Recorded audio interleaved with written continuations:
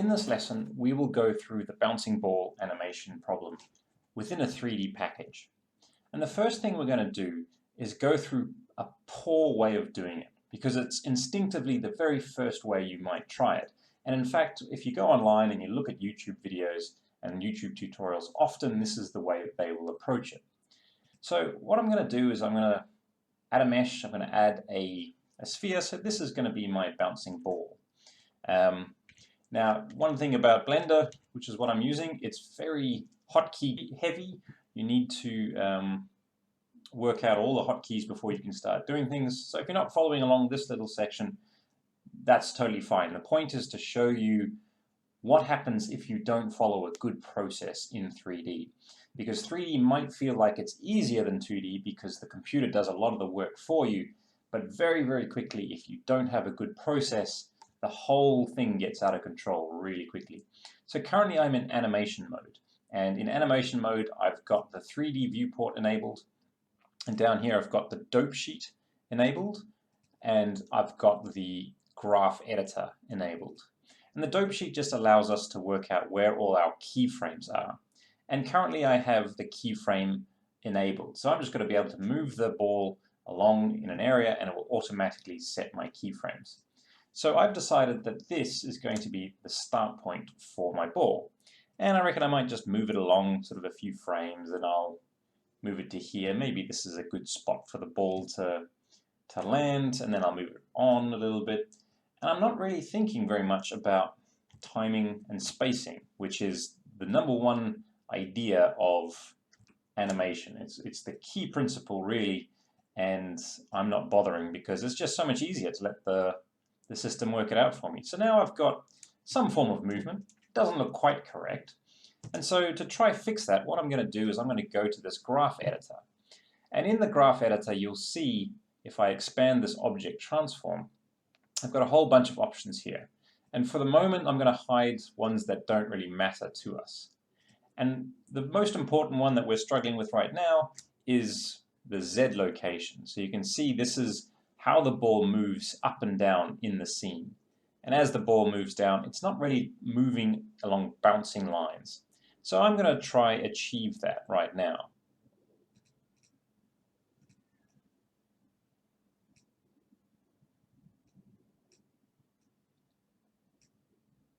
And so all I'm doing is I'm changing the handle type to free, which allows me to move each of these little handles, which makes it look like we've got a bit of a quadratic going on.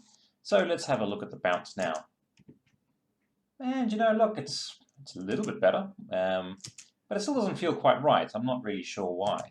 But I'm going to plow on, because now what I want to do is add some squash and some stretch. So I'm going to grab this ball, and as it bounces, I'm going to want to squash it. So again, hotkey, I'm going to scale this ball down on the Z-axis so that when it bounces it scales, but immediately you see we have a problem because as I scale it, it scales from the middle of the ball. And so instead of scaling from the point that it's landed at, this is now scaled from the middle of the ball, which is a real problem because now I need to work out a new position. So I'm going to have to move the ball down. All right, so let's have a look at what's happened now. Okay, so now the ball starts squashing from the very, very first point because I don't have any keyframes in between. So what I might do here is I might add a keyframe to prevent it from squashing before it actually hits. So maybe from 24 I'll add a keyframe. Again, I'm not thinking too much about this stuff. I'm just kind of plowing on and just seeing what happens. And so let's look. Oh, and now suddenly the system's got all out of control. So what's going on? Well, when I added that keyframe for squash and stretch, I've also added a keyframe for my movement. And that has, of course, broken everything. So I'm going to delete that keyframe. And now, thankfully, my initial squash is fixed. And again, I'm going to have to do the same thing. There's a keyframe, and we delete that as well. And so great. You know, it's not perfect, but hey, there's a bit of a squash as it bounces. So let's play that back. Yeah, you know, it's working. All right, so now I'm happy. I'm going to want to make this ball rotate because maybe the ball is rolling along. So I'm going to take this keyframe here and I'm going to rotate the ball. And so we rotate the ball all the way. Maybe it does a whole bunch of revolutions. And so we'll look at our rotation over here. And again, if you're not following on exactly what I'm doing, that's fine, because it's the result of what the problems I'm generating are that you're going to see in a second. So now I've got the ball rotating. So you can see here the ball is now turning. So let's have a look what actually happens. And here is the problem with not thinking about how you've set a system up. This is scaled correctly as we have it, but now because we are rotating the ball, the scale is happening along the original axis of the ball, and it's all out of control.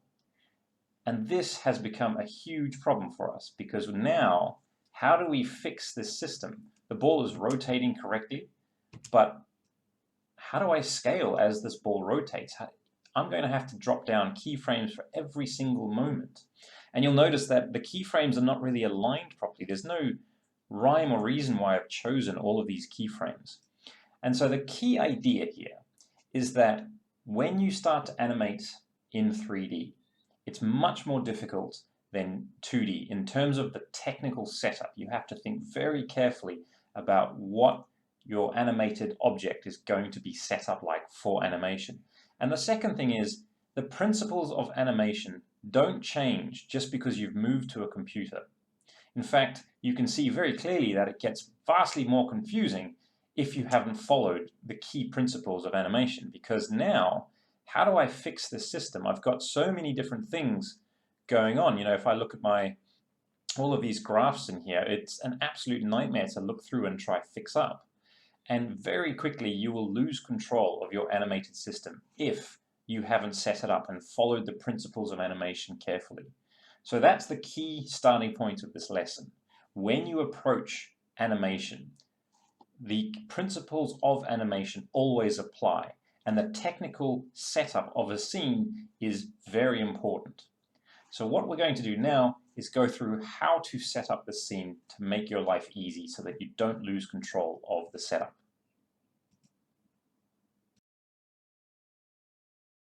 So here we have our ball recreated in Blender. And instead of starting by animating, what we're going to do is we're going to add some more objects to the scene, empty helper objects. So the first thing I'm going to do is add a cube. And I'm going to rename it Movement.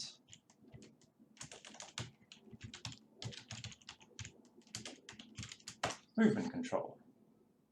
And then I'm going to add a new one. And I'm going to call it Scale Controller. And I'm going to add a final one, a Sphere, and I'm going to call it Rotation Controller. Would help if I spelt it correctly. Now, what we need to do is create a rig, a system through which we can control the sphere without animating the sphere itself, but that will allow us to animate the sphere and separate all the different controls.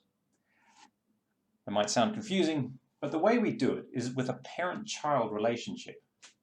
So what I'm going to do first is I'm going to select the scale controller.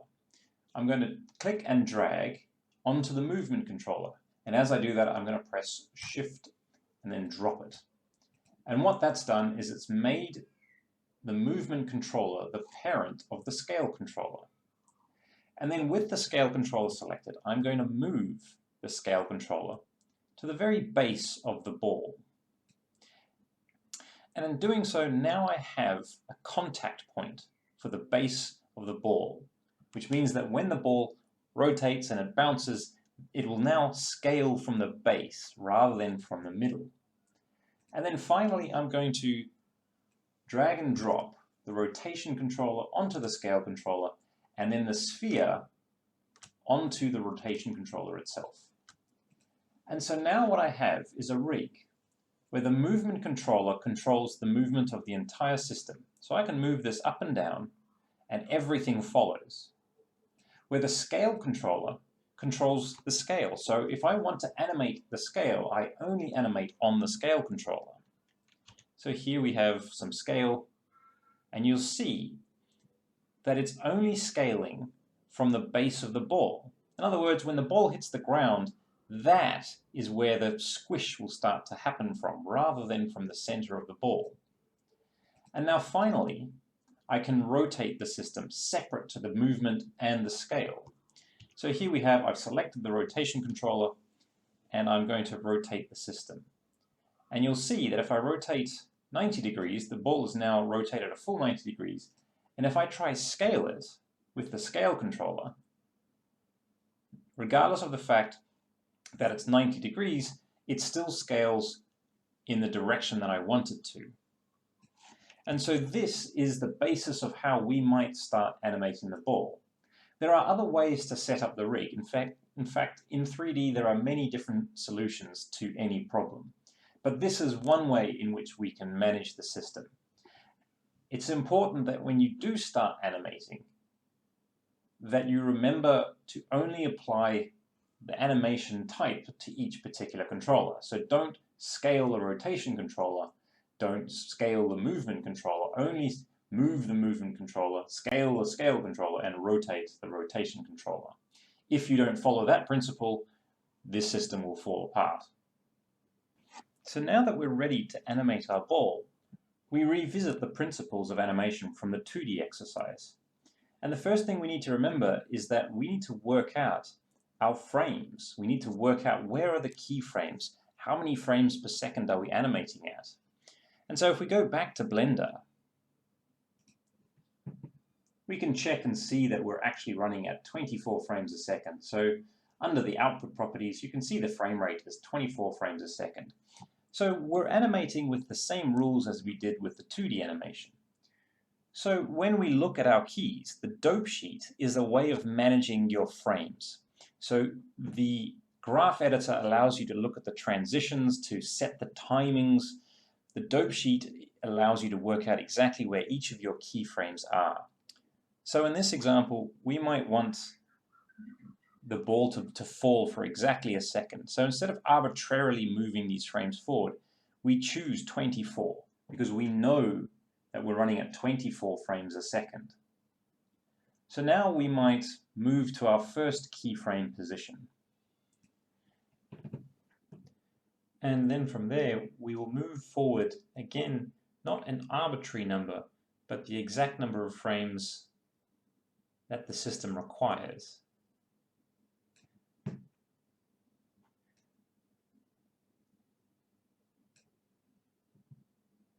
Now in this case, it's important to notice that the ball has to travel at a linear rate along this direction. Now when you're animating a system like this, you might actually forget that, and you can go to your graph controller and look at your Y direction and look at the keyframes in between. So let's hide all of our other aspects and let's turn this to linear.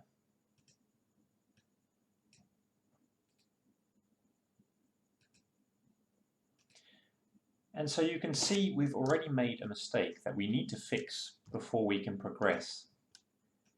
What we've done is we've set our keyframe at a distance that doesn't match the frames that we've chosen. So we can either move the ball further across to line it all up to make sure that this line is linear. Or alternatively, we can select our dope sheet and we can select the frames on the dope sheet and we can shift them so that the ball will keep traveling in this direction at the correct rate. Now this is something that's much more obvious on a computer system than it is on a drawn system. But the rule still remains the same. The ball is traveling in this direction at the same rate. So every frame it needs to move across at exactly the same rate. And that's what we're showing with this linear graph. Now, when we look at the system, we can see that here is our start point, here is our next keyframe, here is our next keyframe, and now we need one more. And so we can drag this along here. And again, the same thing needs to happen. We need to make sure that the distance we've moved lines up correctly with the system that we've created. And so now you can see the ball moves correctly in the linear rate. But of course, this ball is not bouncing, and so that's a problem for us. So now we need to find the midpoint between these two keyframes. And it might take you a little bit of math, but in this case, it will be 9 frames across. So this is the midpoint. And so I'm going to set another keyframe. And that's the height of the bounce point.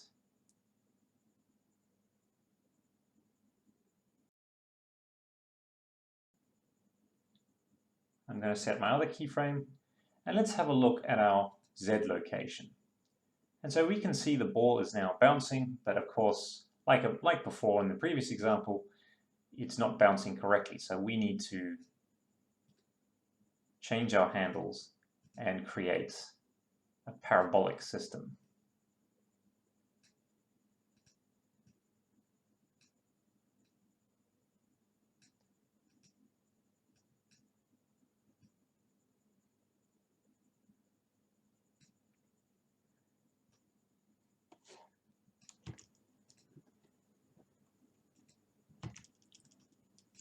Now, when we watch this back, we notice a couple of things. The first is that while the ball bounces, it does seem to be non-physical. The ball seems to bounce much higher than you might expect, and it's much quicker.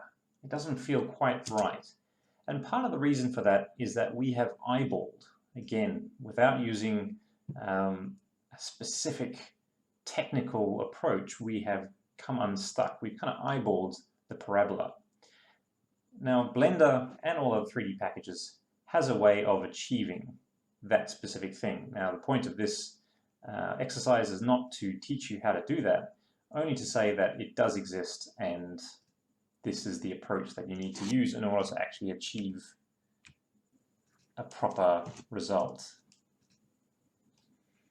Now, the next problem is that the bounce I've chosen doesn't seem to match the nature of what's happening in the system.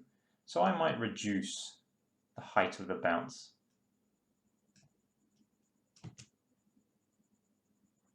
And now this is feeling a lot more like what I would expect.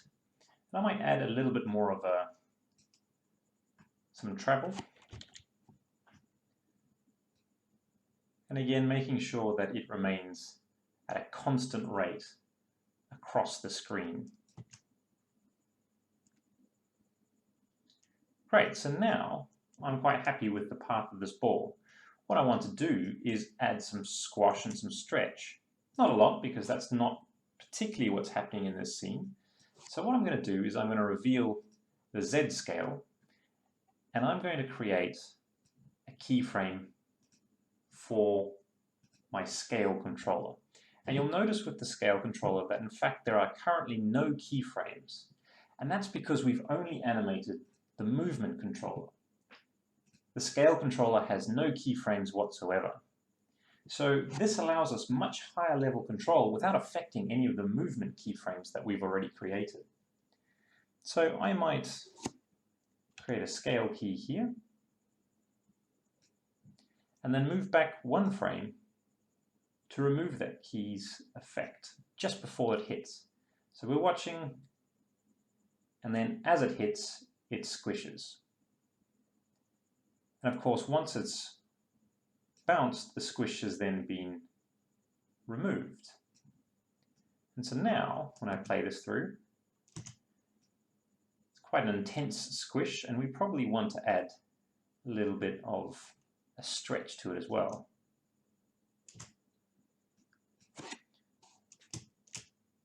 Now, I've definitely made this a little bit overly dramatic, but it gives you the example that you can now animate the scale separately to the movement because of the rig that we have created. So again, I will create this squish and a little bit of stretch, I'll move back one frame and I will remove the squash and the stretch.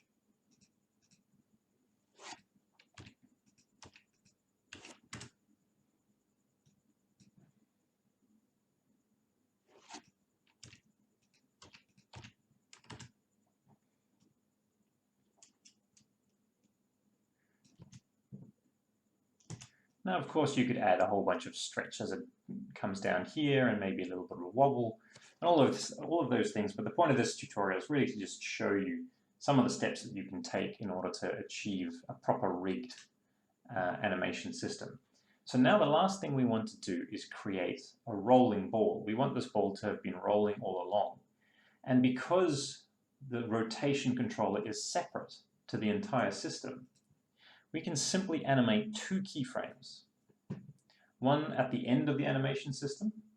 So we'll select our movement controller, we go down to our dope sheet and we look at where we arrive. So frame 76 is where we'll add our end keyframe.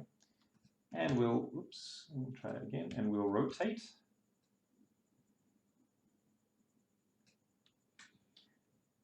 And we'll go back to our 0 key. And we'll set the entire rotation to 0. And so now we want to make that a linear interaction. So the rotation is constant. And so now if we watch what happens, the ball is still squashed. But now the rotation itself doesn't matter. We can rotate and squash independently of each other. And if we watch the final animation back, yes, the squish is a bit dramatic, but it gives you the sense of how you can control the system with much cleaner and better thought through animation lines. And the final thing to realize is that this rig is not the only rig. This is not the rig to bounce a ball with. It is just one of them, and it will depend on the nature of the things you're doing. So really, you're learning two things about 3D animation here. There are two skills that are needed. You need to be able to rig the ball, and then you need to be able to animate the ball. And in fact, in a studio, these are often two separate skill sets. Two different people will have these type of things to do. There'll be the animator, and there'll be the technical director. But in order to animate a ball properly, to give it the squash and stretch, to give it the clean lines that we're showing here, you need to have a rig in order to achieve it.